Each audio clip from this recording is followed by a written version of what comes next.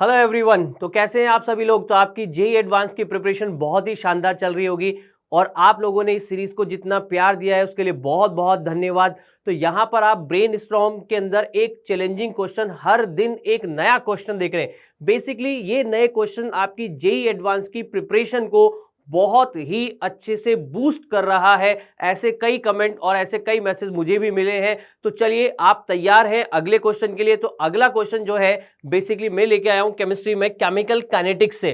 अब देखिए, chemical kinetics में एक बहुत इंपॉर्टेंट कॉन्सेप्ट होता है स्टेडी स्टेट अप्रोक्सीमेशन, जहां से क्वेश्चन बन सकता है। तो इस क्वेश्चन में वो SSA ही लगाना है आपको। तो इसको आपने सॉल्व किया होगा। अगर आप में से कईयों का सॉल्व हो गया तो बहुत अच्छी बात है, और अगर कईयों का सॉल्व नहीं हुआ है तो आज हम समझेंगे इसके सॉल्यूशन को। तो समझते हैं इस क्वेश्चन को क्या कह रहा है, काइनेमेटिक्स क्या लग रही है इसके अंदर, और किस तरीके से केमिकल काइनेटिक्स का अप्रोच इस क्वेश्चन में अपने को लगाना है। चलिए, तो क्वेश्चन क्या कह रहा है देखिएगा। The mechanism of a reaction A tends to C, that mean A tends to C अपनी ओरिजिनल रिएक्शन है, उसका एक मैकेनिज्म दिया हुआ है, दो स्टेप है। एक दिया हुआ है A से B फास्ट, ठीक है, रिवर्सिबल है, और B to C दिया हुआ है स्लो। इसका मतलब कहीं ना कहीं आपको ये बात समझ आ रही है स्टूडेंट, कॉन्सेप्ट को थोड़ा सा पकड़िएगा। A से कहीं ना कहीं B बन रहा है और B से कहीं ना कहीं फिर C बन रहा है, कुछ इस तरीके की स्टेप हो रही है। दैट मीन ये आपका इंटरमीडिएट स्टेप पे फॉर्म हो रहा है। और आपको मालूम होगा कि स्टेडी स्टेट अप्रोक्सीमेशन हम इंटरमीडिएट स्पीशीज पे ही लगाते हैं। तो आगे आपको क्या बोल रहा है कि by using dB by dt is equal to 0, this is the condition of SSA। ये भी इन्होंने मेंशन कर दी। The rate law of above reaction is given by R is equals to K into A, where K is the rate constant for overall reaction. That mean K जो है वो पूरी complete entire reaction का rate constant है।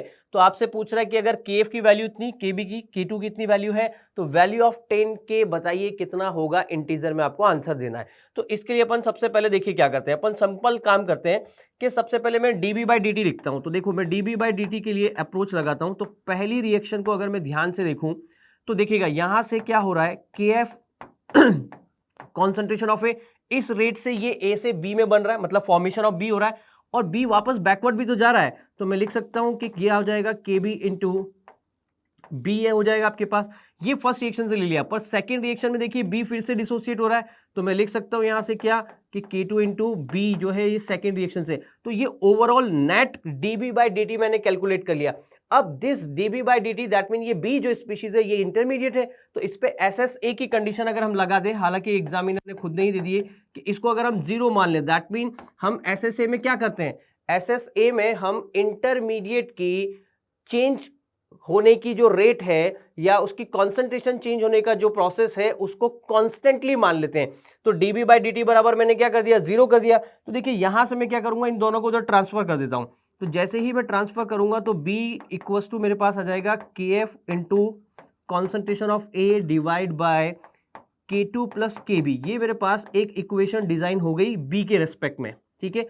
अब देखिएगा मैं क्या करता हूं, सेकंड इक्वेशन को वापस से लेते हैं और सेकंड इक्वेशन पे रेट लॉ लगा के देखते हैं। तो जैसे ही मैं सेकंड इक्वेशन पे रेट लॉ लगाता हूं तो सेकंड इक्वेशन क्या अपनी B टेंड्स टू C है और यहाँ पे K2 है। तो अगर मैं रेट इज इक्वल टू लिखता हूं तो ये हो जाएगा K2 into concentration of B।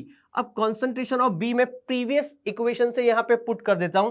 तो देखिए आपके पास हो जाएगा K2 into KF into concentration of A divide by K2 plus KB, ये आपके पास हो चुका है। अब देखिएगा ये पूरा का पूरा एक कांस्टेंट है, तो क्या इसी को ओवरऑल रेट कांस्टेंट मान लें। तो देखिएगा अपना रेट इज इक्वल टू क्या हो गया, K into concentration of A, और इस K के बारे में पूछा है तो ये K क्या हो चुका है अपना, ये K हो चुका है आपका K2 into KF divide by K2 plus KB। अब यहां से मुझे K2 KF और इनकी सबकी वैल्यूज में पुट करनी है। तो एक बार प्रीवियस क्वेश्चन में आगे देख लेते हैं। K2 की वैल्यू कितनी है अपने पास, K2 की वैल्यू है 0.1 और ये है 0.4 और वो है KF कितना है आपके पास 2। इसका मतलब KF की वैल्यू 2 है, ठीक है। KB की वैल्यू 0.4 है और K2 की वैल्यू कितनी है 0.1। तो यहां से अगर अपन इनको पुट करना स्टार्ट करते हैं तो देखते हैं क्या हो सकता है। तो यहाँ पे देखिएगा तो आपके पास ये हो जाएगा वैल्यू 2 इंटू 0.1 डिवाइड बाय ये हो जाएगा आपके पास 0.1 प्लस 0.4। दैट मीन अगर इसको रिजॉल्व करते हैं अपन तो ये हो जाएगा आपके पास 2/5, ठीक है। अब आपको पूछा था कि 10K की वैल्यू बताइए, तो 10K क्या हो जाएगा 2/5 मल्टीप्लाई बाय 10 तो इससे इसको काट दीजिए 2 टाइम, दैट मीन ये आपके पास आ गई वैल्यू 4, तो आपका आंसर आ जाएगा 04, ये आपका फाइनल आंसर हो जाएगा।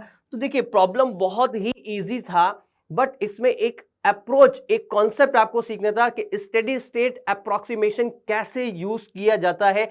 इस क्वेश्चन में थोड़ा सा हिंट आपको पहले से ही दिया गया था कि बी के ऊपर आप स्टेडी स्टेट अप्रोक्सीमेशन लगाइए, बट ऐसे भी प्रॉब्लम्स आ सकती हैं जिसमें आपको हिंट नहीं गिवन होगा और आपको इंटरमीडिएट स्पीशीज पे एसएसए की कंडीशन को अप्लाई करना आना चाहिए। तो होपफुली आपने इस क्वेश्चन से एसएसए के कॉन्सेप्ट को अंडरस्टैंड कर लिया होगा और आपका ये कॉन्सेप्ट थोड़ा सा और शार्प हुआ होगा।